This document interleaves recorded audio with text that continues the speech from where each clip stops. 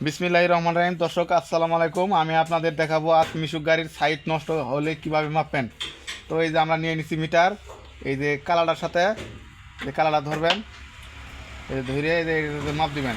এটা ঠিক আছে, এই সাইড ঠিক নাই, মানে এই সাইড নষ্ট হয়েছে, আর এই সাইড এটাও ঠিক নাই। মানে আমার এই দুই সাইড, মানে যে কালা সাইডের যে দুইটা থাকে কালা টার্মিনালে, এই দুই সাইড চলে গেছে, সবুজ এবং হলুদ।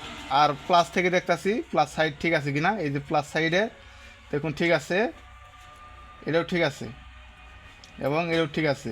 তো দর্শক, আপনারা এইভাবে মাপ দিয়ে দেখবেন কন্ট্রোলার ঠিক আছে না নষ্ট।